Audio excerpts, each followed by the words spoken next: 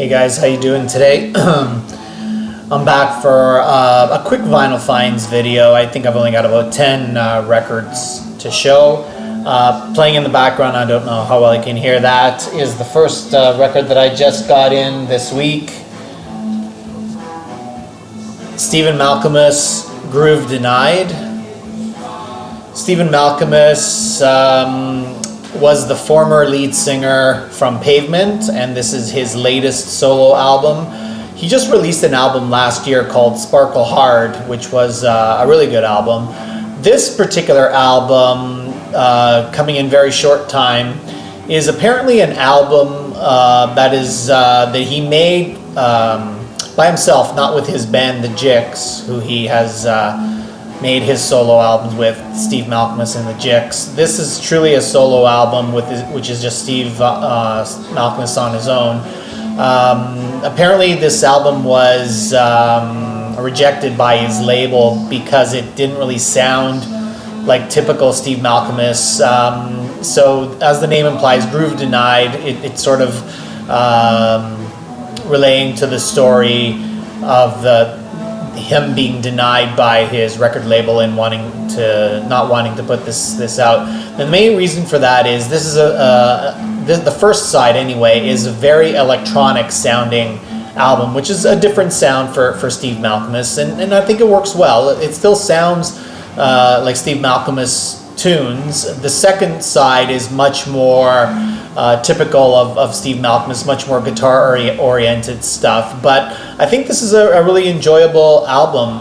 It's nice to hear him do some different things with the electronic, very, I guess, sort of 70s, 80s sounding electronic, but you know, it's not a whole album of that, and some of the press release prior was leading people to believe that it was a whole album of that, which it is not.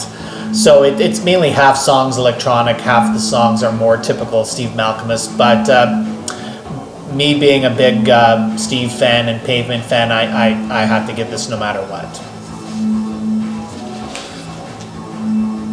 Another new album from an artist that I just can't deny myself from getting his new material. This is Bryan Ferry, and this is called Bittersweet.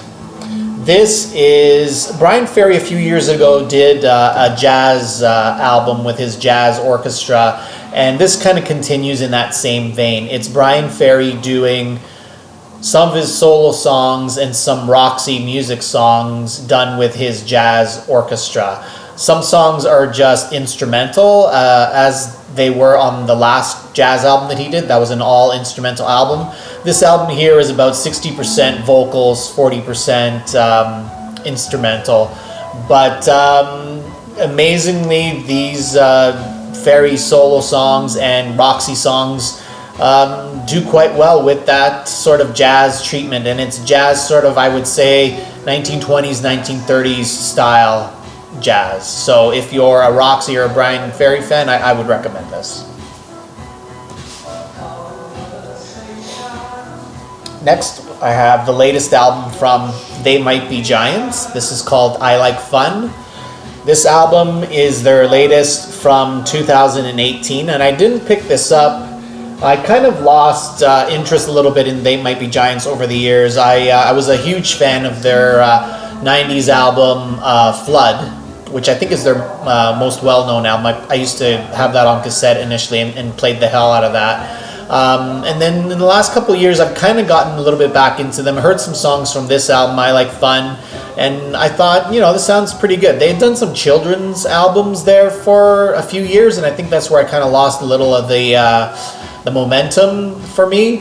But this is a return to form in my opinion. Maybe not as high and as good as Flood, but certainly if you're a They Might Be Giants fan, I would recommend this. And I've shown some Ween lately, and this is another Ween acquisition. This is Ween's, technically it's their debut album, God, Ween, Satan. I've owned this album, a live version of this album called God, Ween, Satan Live, which they did back in 2001 in a hometown show in Pennsylvania. They did that that show, I think it was literally 3 days after 9/11, and they had done it because I guess they had remastered this album for CD at that time, and I really liked that Godween Satan Live, and I had heard some of the studio cuts, which are a little bit different, a little bit less, I don't know, rocky maybe. The songs live tend to sound a little bit more uniform, but still very good, and I felt like I wanted to get the studio album proper for that. So this is a double LP, and again, it's Ween's debut, technically their debut album, even though they had some releases prior to that. That's kind of widely acknowledged as their debut. Then I have some Discogs finds. First one is my very first Soft Machine album on vinyl, Soft Machine 7. This is a bit of an alternate cover for that. I don't know if this is a Canadian release cover, and as the name implies, this was their 7th album. This is with the lineup, a very different Soft Machine lineup from their classic lineup, or what's regarded as their classic lineup. We have Roy Babington on bass, the only original member left by this time, Mike Ratledge on organ and keyboards. We got John Marshall on drums, a great drummer. He eventually became the replacement for Robert Wyatt, although he wasn't the first replacement. And Carl Jenkins, I believe his name was. And I think by this time, even though original member Mike Ratledge was still in the band, Carl Jenkins was kind of running the show more so than Mike Ratledge at this point. Carl Jenkins, from what I know, was in the band Nucleus along with John Marshall, and John Marshall helped bring Carl Jenkins into the band. This is sort of your jazz fusion, as Soft Machine did become much more of a jazz fusion band, starting with their 3rd album, entitled Third. This is a little bit less challenging, I would say, than 3rd and 4th. Much more, I think, accessible, but probably less strong than those albums. But again, my first Soft Machine album on vinyl, and I still enjoy this quite a bit. Next, we have Sinead O'Connor. What's this called? I Do Not Want What I Haven't Got. This is Sinead's 2nd album. First album was The Lion and the Cobra. This is her 2nd album with the monster hit, the Prince pen song, Nothing Compares to You. This, push comes to shove, is probably Sinead O'Connor's best album. The Lion and the Cobra was also amazing as well, but this is probably my favorite Sinead O'Connor song, and it was soon after this that she made, I think it was sort of a standards album with an orchestra, and then she had the whole, Saturday Night Live incident of ripping up a picture of the Pope, and things kind of went downhill for her career after that. But this is still an awesome album. Like I said, Nothing Compares to You's on here, Black Boys on Mopeds, Feels So Different, I'm Stretched on Your Grave. There's a lot of fantastic tracks on this. The 3rd solo album by Sting, The Soul Cages. This is when Sting was still one of my favorite artists of all time. I lost it later on for Sting in his solo career, but this is probably one of my favorite Sting solo albums. It definitely has my favorite Sting solo track of all time, which is All This Time. This album was sort of a concept album about Sting's hometown and watching the big ships being built, and as worked on by many of the men in Newcastle, and then they would just send the ship out to sea, and then they would start building another ship, all that kind of stuff. And I guess it was sort of the dream of, he kind of weaves into this the whole dream of wanting to leave that kind of life behind. This is an excellent album. All This Time, Mad About You, Why Should I Cry for You. Still some fantastic songs on here. Great band, with Sting on this album. Dominic Miller, his long-term guitarist. This was the first album where Dominic Miller played guitar with Sting. David Sanchez, kind of widely known as a jazz fusion guy, was on keyboards here, and Manu Katché, who also played a lot of drums with Peter Gabriel, was on here. For this tour, Vinny Colaiuta actually went on drums, who is another amazing drummer, but he wasn't on this album. Next, another release from The Weather Report, Tail Spinning.